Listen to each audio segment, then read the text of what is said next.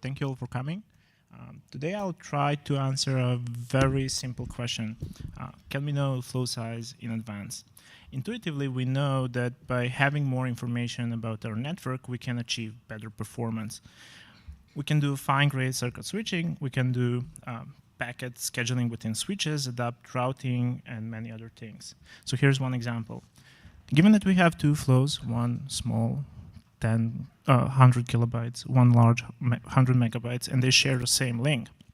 If we zoom in the buffer on that link, traditionally we use FIFO packet scheduling, first in, first out. But if we know the flow size, we can actually do a bit better and apply shortest job first idea to give higher priority to shorter jobs. If we do that, we'll optimize a mean completion time across all flows. The problem with this idea is that we need to know the flow size in advance.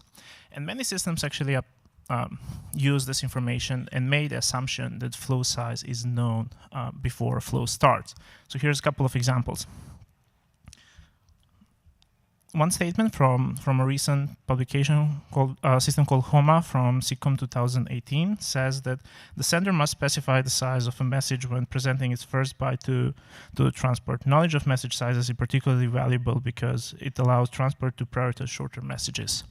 This encapsulates the whole idea of shorter job first. On the other hand, there is a whole other body of work saying that this assumption is not reasonable.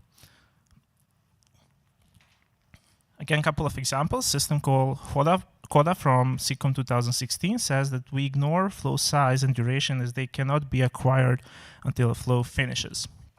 Instead, they propose a very set of heuristics that don't use flow size. Instead, they try to approximate it somehow. And one such example is flow scheduling, flow aging. The idea of flow aging is to start every flow with the highest priority and then the grade priority over time. So hopefully, large flow will quickly degrade their priority and leave enough room for short flows to finish first. However, the problem with this idea is that it works for traffic size distributions where we have small number of large flows, but this heuristic gives us only a relative flow size. Excuse me. Yes. So if a scheduling algorithm requires that we know flow size before a flow starts, this heuristic is not usable. On top of that, it is known that it has lower performance than other scheduling techniques that rely on the flow size. So now we would like to improve performance of our systems by knowing the flow size. We ask, is it plausible to have this knowledge before a flow starts? And our quick answer is that we believe that complete knowledge is likely intractable, but partial knowledge can be actually obtained and used to improve performance of our systems. So let me elaborate on that. First, we must answer, can we obtain any knowledge about flow sizes and how to do that, then how to use partial knowledge that we have to improve performance of the systems, and ultimately how to motivate data center operators and users to start obtaining and providing more knowledge about their traffic. So let's first focus on how to get any knowledge about flow size. The first and obvious thing is to extract it from applications. So many applications, like if we have a file transfer, we usually know how large the file is. So if we build some kind of API, we can report a flow size to the API and use it for scheduling. This is doable if we have a private data center and we control applications and infrastructure. But the problem is that some applications fundamentally don't know the flow size. On top of that, this requires a lot of effort because in general, we have to change many applications. Next, one idea that has been proposed in previous work is to look at the TCP buffer occupancy that can give us some estimate of a flow size. To check that, we run a very simple experiment. We move 1 gigabyte file between two machines over 1 J link, and we measure buffer occupancy. So as buffer grows, we can give a lower bound on a flow size. But the problem is when the buffer occupancy starts decreasing, what can we say about the flow size? Does the flow going to end, or it will grow again? We are not sure. This is what happened in our experiment. On top of that, we tried to rerun the same experiment, but this time using a 10G link. And this is the buffer occupancy we got, if you see the orange line in the bottom. The buffer remains almost empty all the time because 10G link is much faster than the hard drive we used, and this makes flow size estimation much harder. Next, we can use system calls to say something about flow size. So usually, a size using system call can be good to estimate short flows, but we'll still have problems with large flows. And finally, and I guess the solution everyone expected is to try to use machine learning. So the idea behind machine learning is that every byte we send over the network must be produced somehow.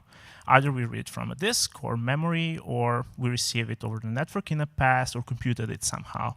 So we thought to collect all those features, use some machine learning technique, and try to estimate the flow size. So we run a couple of workloads, both synthetic and from our university cluster. We collect data about disk I/O, memory I/O,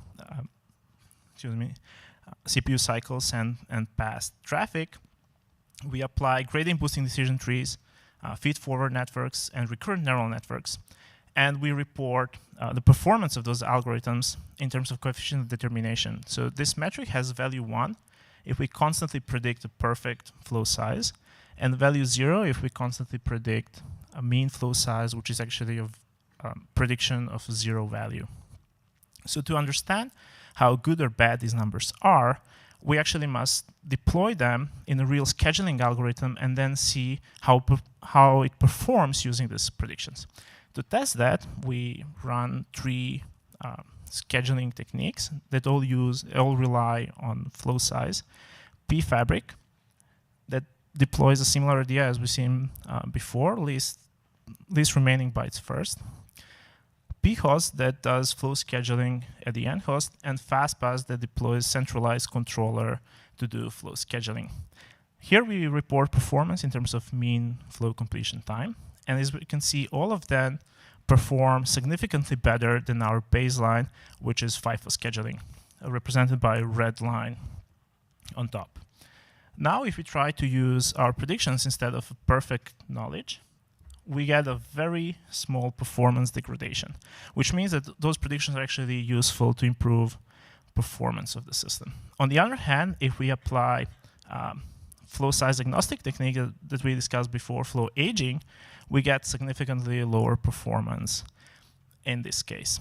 Notice also that flow aging can be applied only in situations where we don't need flow size before fixed flow size before a flow starts, like in the case of fastpass. Next, we try to use our predictions for coflow scheduling, where coflow is just a collection of flows. And to do that, we use state-of-the-art coflow scheduler Synchronia from last year's SIGCOMM. Here we report slowdown between perfect knowledge performance and performance using our predictions. When accuracy of our model is high, we see very low performance degradation. But as the accuracy slightly decreases, we see a significant impact on system performance. So here we see that predictions can be used to improve performance of our systems. But to deploy this approach in practice, we must show that prediction can be obtained fast enough. If we spend too much time on obtaining prediction for each flow, we'll introduce a lot of overhead per flow. So the best prediction latency we get on a standard CPU is about 5 microseconds. Knowing that modern data centers have RTT in that range, this might be a significant problem, especially for short flows. To avoid that, we deploy our machine learning model on hardware accelerator, in this case FPGA, which gives us significantly better performance, about 1.3 microseconds. Machine learning works to some extent, and for certain workloads it can give us a very good performance, but it has its own problems. Naturally, we must have history execution to be able to train our models. We must collect traces for every application we use. And on top of that, this requires a lot of effort. When it comes to effort, each of these techniques provides us a certain amount of knowledge for effort we invest in obtaining that knowledge. And what we really want is to have some kind of justification for that effort. We would basically expect that if we invest more effort, we get more knowledge. More knowledge means more performance. So this is something very obvious, but we still wanted to test it. So to do that, we run a set of flows, both known and unknown. They have different sizes and different start time, and measure performance of such a system. Then we focus on one unknown flow, and then rerun the same experiment, but this time we add knowledge about that particular flow. We ask two questions. First, can the performance of this particular flow deteriorate by adding knowledge to the system?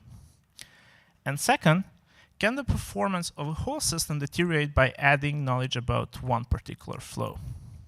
Notice that scheduling is a very old problem, and we are also aware of scheduling known and unknown flows in context of networking, but our perspective is new here because we ask, what's the impact of adding more knowledge to the system on system performance? Excuse me again. This first question, we must schedule known and unknown flows and then measure performance when we add knowledge to the system. To schedule known flows, we use least remaining bytes first policy. For unknown flows, we use aging. And this is a similar policy that has been proposed in a system called Karuna. And for this case, we actually analytically prove that regardless of other flows, when they start, are they known and unknown, the performance of this particular flow can never deteriorate by adding knowledge about that flow. So if you think about it, this is actually a very strong statement. If we tell to all users to report their flow size, their performance can never deteriorate. So every user will have opportunity to report it. And then we guarantee that the performance can just go up. If everyone does it, we have perfect knowledge in the system. Next, we test the same question, but this time for coflow scheduling for intuitive policy based on asynchronia, and we show that actually performance can deteriorate by adding knowledge to the system. When it comes to overall system performance, we show that both for coflow and coflow scheduling, performance can go down by adding knowledge to the system. This might seem like a negative result. Those are all handcrafted cases where we show in a paper that actually performance can deteriorate. But in many experiments, we show that actually by adding knowledge to the system, the performance gradually improves and converges to perfect knowledge. So in this case, we sample known and unknown flows from a same distribution, and we report the slowdown of a system, how it behaves when we increase amount of knowledge to the system. So with zero knowledge, the system is 3 times more slower than with perfect knowledge, and then we see how performance improves. This brings us to the question where we ask, can we prove a positive result in this regard if we have restrictions on how we add knowledge to the system? I hope at this point it is clear that using machine learning is not what we wanted to show. It's not what we want for you to take away as a main message. Machine learning is only one possible way of obtaining a flow size. What we really want is to show that knowledge about flow sizes can be obtained. It can be used to improve scheduling and performance of a system. But to do that, we need better guarantees from scheduling techniques in order to be sure that our effort will pay off, and by investing more in getting more knowledge about a system, we'll get better performance. Thank you very much, and with that, I'm happy to take questions.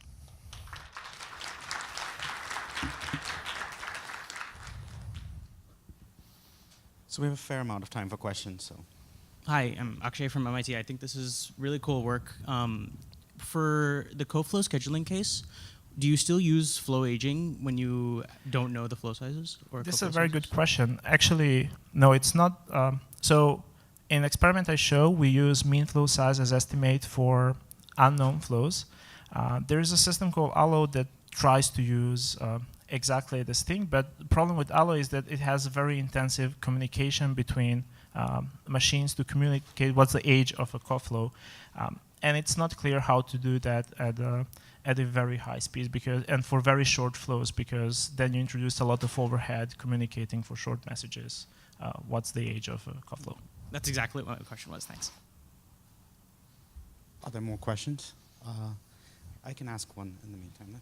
So, if you had perfect knowledge, so there's two problems with perfect knowledge in some sense. One is how to acquire it, but the other is just reasoning about all of the flows in a system might be pretty compute intensive. So for these systems, do you need to provide, does each machine need to reason about the entire flow knowledge thing, or can you partition, or are most of these algorithms, are they partitionable?